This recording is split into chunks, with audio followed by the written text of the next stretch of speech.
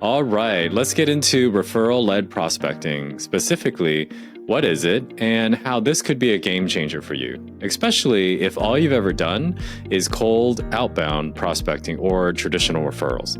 Now, here's what I mean. Basic cold outbound prospecting looks something like this, right? You start with a cold outreach, like cold calling or cold emailing, and you're trying to land a discovery call, which, as we all know, is really hard, especially in B2B, because there's no connection and there's no trust. So you're basically asking the prospect to take a leap of faith that talking to you is going to be worth their time. This is why a lot of people want referrals, right? Because someone that the prospect trusts is saying, hey, I think you should take this meeting.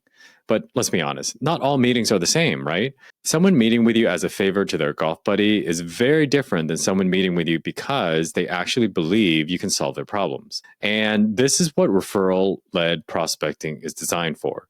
Using your referral partners to build awareness, to build trust, and credibility for you in the minds of your prospects, to lay that groundwork so that by the time they make a referral for you, the prospect is genuinely excited to meet you. Now, this is why referral-led prospecting is one of the 4 key activities that we focus on at B2B Sales Magic. Now, I know what you're thinking. This sounds really great, John, but you're living in a fantasy land, right? Because it's hard enough just to get a referral, let alone ask people to do all of these extra things, right? Well, let me show you how easy it can be with the tools that we have at B2B Sales Magic. Now, referral-led prospecting is a 4-step process. And for this particular walkthrough, I'm going to use Alyssa as my example of a B2B Sales Magic member that we're going to help. Okay. Now, the first step is Alyssa and myself, as the group leader, will brainstorm on 2 things: her ideal industries and some examples of companies in those industries. So, with that said, let me clarify a few things with this first tip. Number 1, when I say industry, what I mean is the industry as it appears on LinkedIn, because we're going to be using the LinkedIn search. And that means we're bound by how LinkedIn names and categorizes these industries. Now, if you're not sure how your industries that you use in your CRM map over to industries on LinkedIn, that's okay. I don't expect you to. That's why I'm asking you to pick some example companies, because then you can find out what industry they fall into on LinkedIn. So, as an example, let's say hypothetically I was trying to sell to Plano ISD. Here is the LinkedIn industry that this school district classified itself as, which in this particular case is primary and secondary education. Now, here's another school district on LinkedIn, and guess what the industry is? Education management. Now, would you have guessed that?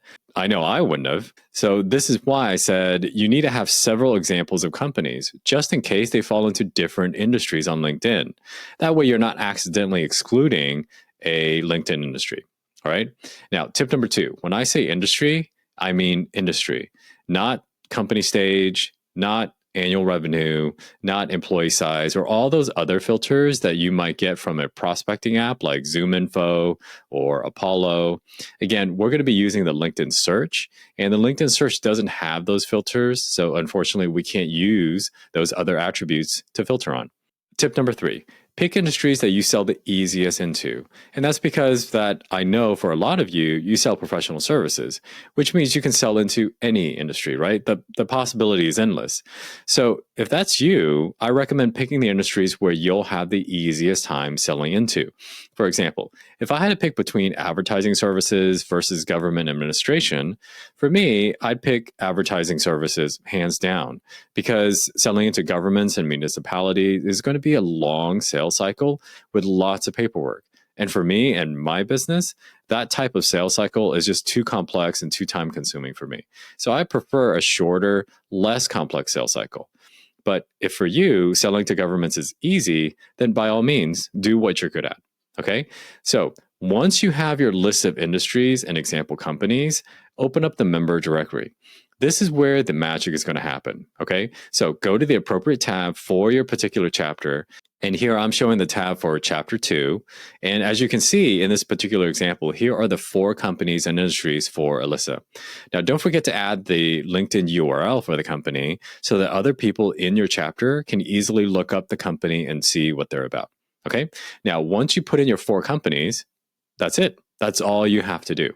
Because Now you're going to present your list of 4 companies and industries to your chapter when it's your turn to become the focus member. Then each member is going to look through their LinkedIn network for first degree connections to those companies. And if they can't find any, they'll look for first degree connections that fits the buyer persona in other companies that are in the same industry. Now, I know that might sound complicated, but here's the magic part. So let me show you. If we go back to the spreadsheet, each member can click on your row and search their LinkedIn connections for decision makers for that particular company. Now, in this example, if I clicked on that last link there for Aquest Advisors for Alyssa, you can see that the LinkedIn search is pre-populated for me. Look for people that work for Aquest Advisors in just one click. That's how easy it is. Now, if the search came back with results, I'd put that down into the spreadsheet. But as you can see, unfortunately, I don't know any decision makers that work for Aquest Advisors. So this is where the persona search comes in. Now, going back to the spreadsheet, there's a second link for each member to click on to search their LinkedIn connections for persona matches. And if you click on that, this is what I get. I have 8 first degree connections in the investment banking industry that match the target buyer persona for Alyssa. Now, if I happen to pick this contact here as an example, David Behar, and if I look at his profile, I can see that he works for Pacifica Advisors. So with that information, I'm going to copy and paste the row for Aquest Advisors and fill it in with my contacts information, David Behar. See how easy that is? Now, this is how we're going to build out the target list together for Alyssa. Now, here's another tip. Pick contacts that you're willing to make introductions to. I mean, let's just be honest. When you do a search like this, you're probably going to uncover contacts that you're going to be hesitant to make introductions to. Like maybe you just don't have that kind of relationship with them, or maybe you just feel awkward. Whatever the reason, if you feel uneasy, just leave it out. But if you're open to making an introduction, even if you haven't talked to them maybe in a couple of years, go ahead and put them down, because this is related to the next tip that I'm going to show you, which is tip number 5. And this is a big one. Don't worry about fit.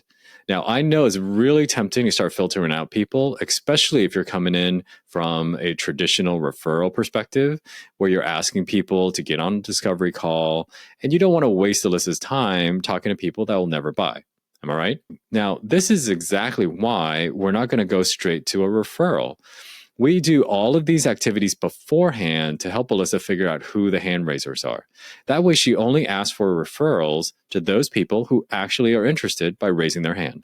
That way, nobody wastes time. So let me show you how we're going to do that. In step number 2, Alyssa is going to create thought leadership, not targeting any specific company, but targeting an entire industry.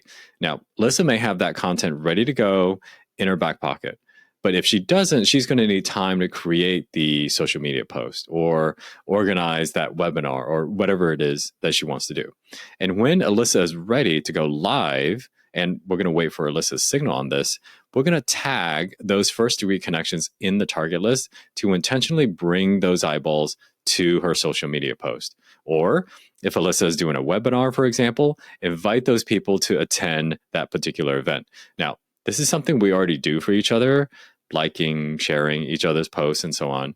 But this takes it one step further because we now have a specific target list. And more than that, we also have a community.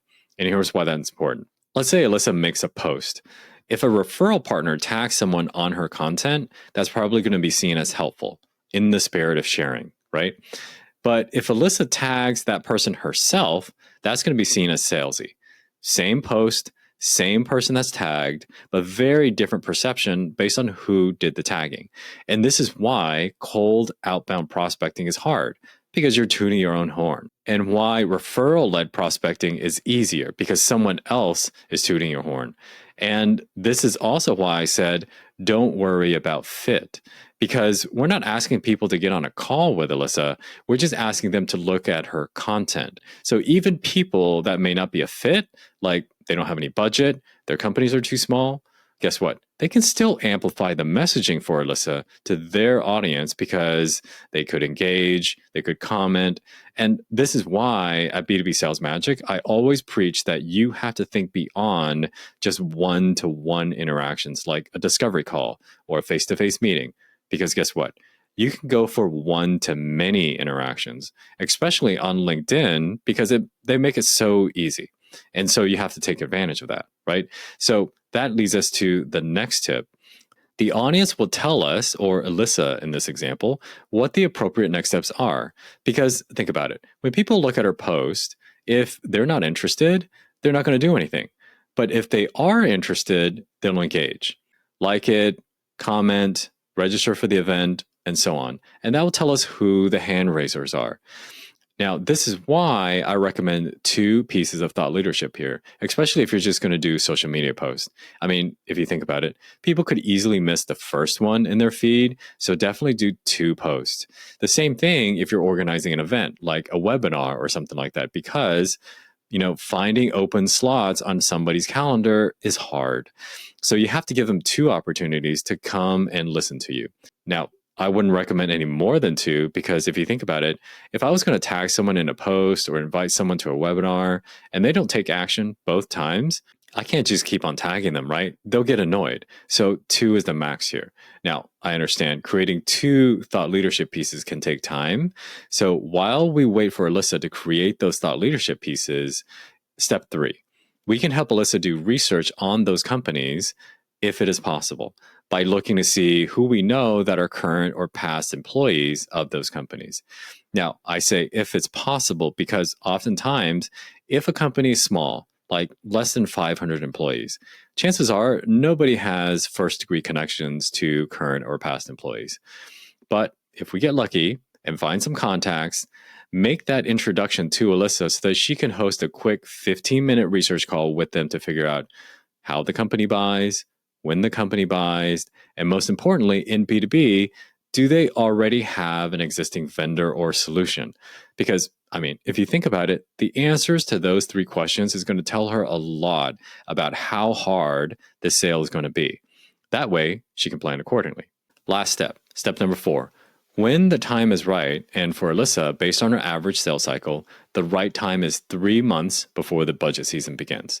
That's the time we go for the introduction with the DM, because by doing these activities beforehand, build up her awareness, build up the trust and credibility for her so that when it's time to make that referral, the prospect is going to be excited to meet with her. So the exercise for you is, what 4 industries do you want to target? Start thinking about it now. Go ahead and put them down in your chapters tab, because when it's your turn to become the focus member, you and I are going to talk about it. All right, that's it for now. I'm John. This is B2B Sales Magic.